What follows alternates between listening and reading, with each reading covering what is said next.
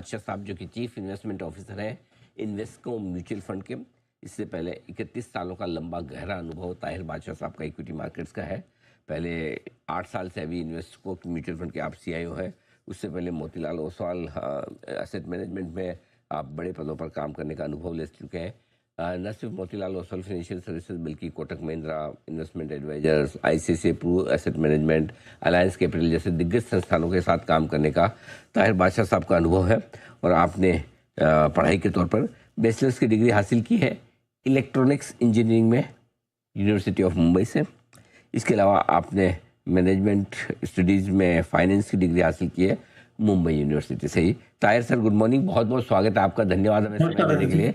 Sir 2026 क्या लग रहा है सर, क्या 2025 से बेहतर साबित होगा? पैसे बनेंगे, कमाई होगी, तेजी होगी मार्केट में, क्या आउटलुक है सर आपका? एग्रीगेट लेवल पे अनिल जी लगता है कि 2026 शुड बी बेटर देन 2025। ऐसे थोड़े बहुत जो इंडिकेटर्स है वो धीरे धीरे डेवलप होते जा रहे हैं। मैं नहीं कहूँगा कि it will be a runaway market, लेकिन जो हमने थोड़ी बहुत ढील देखी है 2025 में, वो कुछ जो रीजंस रहे हैं, चाहे वो ट्रेड रिलेटेड हो या चाहे फिर वो जियोपॉलिटिक्स रिलेटेड हो या चाहे फिर वो अर्निंग्स की जो किल्लत रही है उसके लिए हो, वो आई थिंक धीरे धीरे करके मुझे लगता है कि 26 में सेटअप विल बी डिफरेंट या थोड़ा रिवर्स होने की संभावना जरूर है। आई थिंक हम सभी लेवल पे मतलब मुझे लगता है कि हम आशा रखते हैं कि there will be an improvement. Earnings की इम्प्रूवमेंट थोड़ी बहुत हल्की सी दिखाई देने ऑलरेडी शुरुआत हो चुकी है in the last quarter, and I think वो थोड़ा मोमेंटम और पिकअप करेगा। बेस इफेक्ट का भी सहारा रहेगा हमें ड्यूरिंग द कोर्स ऑफ 2026। तो I think that will B positive. साथ ही साथ मुझे लगता है कि ट्रेड के मामले में थोड़ा बहुत रेजोल्यूशन डेफिनेटली होगा। अगर नहीं भी होता तो I think market is already kind of price that in, और हम अगर आंकड़े देखते हैं एक्सपोर्ट्स के तो they are not as bad. जो शायद एक चिंता का विषय रहा है कि 50% टैरिफ होने के बाद जो अफेक्टेड सेक्टर्स हैं उनमें बहुत ज़्यादा इम्पैक्ट आएगा। आई think it is being made up in other ways. जैसे फॉर एग्जांपल मोबाइल फ़ोन की एक्सपोर्ट्स जो है वो एक काफ़ी स्ट्रॉन्ग तर पे चल रही है, and I think it has been a very good offset. हमने देखा नवंबर के महीने के एक्सपोर्ट्स का डेटा, और that is giving us that additional comfort. और अगर फिर भी अगर लेकिन थोड़ी बहुत हमें रियायत मिल जाती है as far as tariffs concerned, और अगर एटलीस्ट जो रशिया रिलेटेड पेनल्टी है वो अगर हट जाती है, उसकी उसकी संभावना काफी ज्यादा है मेरे हिसाब से। तो एटलीस्ट 50 के बदले 25 will still be relatively tolerable, और market should take it positively. तो I think there are few reasons, and it should also शायद encourage foreign flows, foreigners to take a somewhat better look towards India compared to last year or this year. 2026-2025 से बेहतर साबित हो सकता है, ये उम्मीद है ताहिर बादशाह साहब की। लेकिन एक ग्लोबल मार्केट पर आपसे राय लेना चाहता हूँ, क्योंकि लोगों को डर यही कि हमारे मार्केट तो सस्ते भी हैं, 2025 में चले भी नहीं तो ज़्यादा समस्या है नहीं, लेकिन अमेरिकी बाजार लाइफ हाई पर है और कई लोगों को लगता है कि बबल बनने की तैयारी वहाँ पर या बन रहा है, या जो भी समझे। क्या लगता है आपको, क्या एक बड़ी रिस्क है 2026 में? देखिए, हमें ग्लोबल मार्केट्स का कुछ एक्चुअली बेनिफिट मिला नहीं है। तो फ्रॉम अ पर्सपेक्टिव कि अगर वहाँ की मार्केट्स अगर करेक्ट भी होती है तो मुझे नहीं लगता है कि हमें या इंडियन मार्केट्स को उससे ज़्यादा दिक्कत होगी, बल्कि शायद थोड़ा फायदा हो सकता है। बिकॉज कुछ हद तक जो टेक्नोलॉजी और एआई रिलेटेड जो ट्रेड है वहाँ पे, और काफ़ी मजबूत ट्रेड है मेरे हिसाब से। आई थिंक उसके कारण हमने थोड़ी बहुत ढील देखी है इन टर्म्स ऑफ फ्लोज, और जायज़ है क्योंकि वहाँ पे जो ग्रोथ आ रही है, कुछ बड़े सेक्टर्स में ग्रोथ आ रही है, कुछ अलग ही पैमाने पे ग्रोथ आ रही है। आई थिंक उसके चलते हुए इंडिया का जो ग्रोथ है वो थोड़ा अंडरवेलमिंग या कुछ लेस अट्रैक्टिव लगने लगा था कुछ समय से। तो अगर वहाँ पे थोड़ी बहुत मतलब if you see a little bit of moderation, चाहे वो ग्रोथ में हो या तो स्टॉक प्राइस मूवमेंट्स में हो, तो मुझे लगता है कि that will help India, and India flows emerging market की तरफ झुकाव ज्यादा हो सकता है। और उसके अंदर इंडिया ने भी, even with in emerging markets, India ने अंडर परफॉर्म किया है। तो मुझे लगता है कि वो कंडीशंस भी शायद हमारे लिए पॉजिटिव साबित हो सकते हैं। लेकिन एआई के बारे में मैं कहूंगा कि, या टेक्नोलॉजी के बारे में कहूंगा कि मैं ये कैंप पे नहीं हूँ कि it's a very strong bubble. शायद थोड़ा बहुत मॉडरेशन डेफिनेटली हो सकता है, बट आई थिंक ये एक ऐसी टेक्नोलॉजी है जहाँ पे मतलब the proof of it being a valid technology is rising, और एक थ्रेशोल्ड पहुंच गया है जहाँ पे मतलब आई थिंक इन्वेस्टमेंट्स बरकरार रहेंगे, शायद not at the same pace as the last few years, लेकिन मैं नहीं कहूँगा कि वो एक यू नो एम्प्टी बबल है। It's a very important area of technology, और कुछ स्लो डाउन हो सकता है लेकिन ओवरऑल पॉजिटिव रहेगा for the coming few years. Perfect. क्या लगता है आपको, कंपनियों की कमाई इस साल लौटेगी वापस से, और किस तरह की ग्रोथ की उम्मीद, अर्निंग्स ग्रोथ की उम्मीद आप कर रहे हैं? तो दैट ये तो एकदम फंडामेंटल मुद्दा है, और that is where the whole market की जो इंडियन मार्केट की जो परफॉर्मेंस है वो हिंज करेगी। बाकी सब चीज़ें भी इंपॉर्टेंट है, लेकिन क्लियरली हमें अर्निंग्स की एक्सेलरेशन देखनी है, और आई थिंक इस बार हमें लगभग हमारे ही मतलब डोमेस्टिक बलबूते पे ही हमें अर्निंग्स डेमोन्स्ट्रेट करने की जरूरत पड़ेगी। आई थिंक उस संदर्भ में मैं कहूँगा कि ऑन अ लो बेस जो जहाँ पे हम 7-8% वाला ग्रोथ इस बार इस FY26 में देखने वाले हैं, उसके सामने I think we should see healthy double digit growth. Market की अपेक्षा उम्मीद ये है कि शायद वो FY27 अर्निंग्स निफ्टी की अगर बात करें तो 16-17% की उम्मीद है।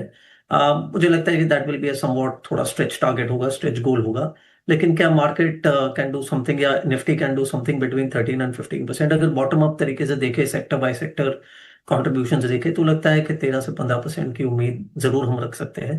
And I think that will mean के क्लियरली एक इम्प्रूवमेंट, और एक अच्छी बात ये होगी कि this will be in line with जो हमारी लॉन्ग टर्म ग्रोथ प्रोजेक्टरी रही है, वो 12-13-14% के करीब रही है। तो I think that will be good to see Indian earnings come back to that level. लेकिन शायद मैं बहुत ज्यादा पी रे रेटिंग की उम्मीद न रखूंगा इस समय। एज ऑफ नाउ अगर हमें ये अर्निंग्स ग्रोथ ही मिल जाती है तो मुझे लगता है कि इंडियन मार्केट इतना तो कर ही लेगी in terms of market appreciation. तो ये है आपके लिए अर्निंग ग्रोथ को लेकर आगे का आउटलुक। अब ये बताएं ताहिर सर कि 2026 में निवेश के लिहाज से क्या पसंद है आपको, कौन से थीम्स, कौन से सेक्टर्स आपको लगता है कि बेहतर रह सकते हैं? तो देखिए, रिस्क रिवॉर्ड बैलेंस के हिसाब से अगर मैं बात करूं तो जो हमने 2025 में देखा है, 2024 मिडिल ऑफ 24 से लेकर अब तक देखा है, तो आई थिंक और जैसे मैंने जैसे मैंने कहा कि अर्निंग्स में थोड़ी बहुत एक्सेलरेशन डेफिनेटली हम चाहते हैं आएगी, और आई थिंक वो अगर मद्देनजर रखते हैं तो मुझे लगता है कि दो एरियाज है जहाँ पे निवेश की अपॉर्चुनिटी है।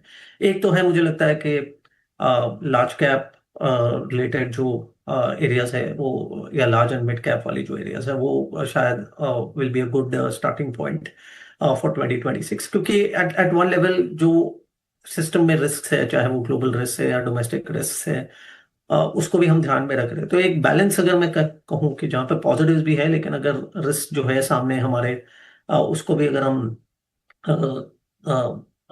कंपटीशन में या कंसिडरेशन में अगर लेते हैं, तो एक लार्ज कैप की एरिया है जहाँ पे मुझे लगता है कि एक डबल डिजिट अप्रिसिएशन की संभावना हम रख सकते हैं। और दूसरी ओर पे मैं कहूँगा कि अगर कुछ हद तक निवेशकों को वो अगर रिस्क लेने की संभावना है, कैपेबिलिटी है, तो मुझे लगता है कि स्मॉल कैप एक ऐसा area on the other spectrum जहाँ पे मुझे लगता है कि एक SIP के रूप में या धीरे धीरे करके मुझे हमें इन्वेस्ट करना चाहिए, क्योंकि सेक्टर ने अंडर परफॉर्म किया है, सेगमेंट ने अंडर परफॉर्म किया है। लार्ज कैप ने पॉजिटिव रिटर्न्स दिए हैं, मिड कैप ने पॉजिटिव रिटर्न्स दिए हैं 2025 में, लेकिन स्मॉल कैप एक ऐसी जगह है जहाँ पे index is down 7-8% in the last 1 year. और हमने, जहाँ तक मेरा अनुभव रहा है, मुझे लगता है कि स्मॉल कैप्स जब भी एक नेगेटिव परफॉर्मेंस से गुजर रहे होते हैं, that is the best time to actually commit some investments into small cap, and specially अगर 2-3 साल का पर्सपेक्टिव ले सकते हैं तो यूजुअली वहां से अप्रिसिएशन अच्छा खासा मिल जाता है, क्योंकि पहले लेवल पे इकोनॉमिक एक्सपेंशन थोड़ी स्लो होती है, लेकिन जैसे जैसे साइकिल मजबूत हो जाती है तो I think it becomes lot more broader, और उस दौरान स्मॉल कैप्स या ब्रॉडर मार्केट को ज्यादा बेनिफिट होता है। तो आई थिंक वो एक शायद 27 नहीं तो 28 की संभावना हो सकती है। तो मुझे लगता है कि 27 के दौरान स्मॉल कैप्स भी एक ऐसा हिस्सा हो सकता है जहाँ पे आप निवेश कर सकते हैं। तो to opposite side of the spectrum पे मुझे लगता है कि अपॉर्चुनिटी मुझे दिखाई दे रही है। Tahir sir, good morning. Neha this side. Sir, आपने लार्ज और स्मॉल कैप्स को लेकर तो रणनीति बताई, कोई ऐसी थीम्स भी है सर जिस पे फोकस करना चाहिए या जिसको अगले साल अवॉइड करना चाहिए? तो देखिए, themes basically, Neha ji, will be largely revolving around two things. One is banking and financial services, जो एक सेक्टर के अगर मैं हिसाब से मैं आपको कहूँ तो जो लेंडिंग की प्रक्रिया है वो इम्प्रूव होने जाने वाली है. I think credit growth will pick up, और उसके साथ जो जुड़े हुए फैक्टर्स है, चाहे वो निम्स हो या चाहे मतलब प्रॉफिटेबिलिटी हो बैंक्स की, वो शायद बेटर होती जाएगी. क्योंकि आई थिंक 26 और 27 का हमें अगर बैकग्राउंड में कुछ रखना है दिमाग में, तो ये है कि रेट साइकिल जो है वो बाय एंड लार्ज एक बॉटमिंग आउट पैटर्न हो रहा है. मतलब आई डोंट रियली थिंक यहाँ से बहुत ज्यादा रेट कट्स की हम उम्मीद कर सकते हैं.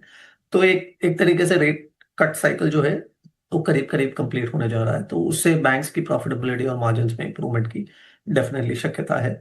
और बैंक्स प्लस नॉन बैंक्स दोनों को फायदा जरूर हो सकता है.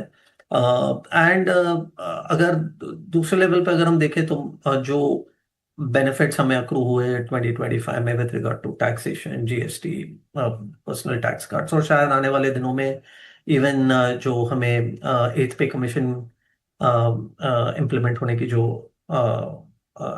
आशा है, नॉट इन 2026 बट शायद 2027 से लेके, तो मुझे लगता है कि consumption is the other area जहाँ पे एक बेनिफिट जरूर स्थापित हो सकता है. So I think that these are the two areas, consumption related, discretionary, और स्पेशली अगर जो वेल ऑफ इंडिया है, रूरल, जो प्रॉस्परस इंडिया है, उसको जो केटर करते हुए जो सेगमेंट्स है, वो शायद मुझे लगता है कि उनमें ट्रैक्शन बना रहेगा.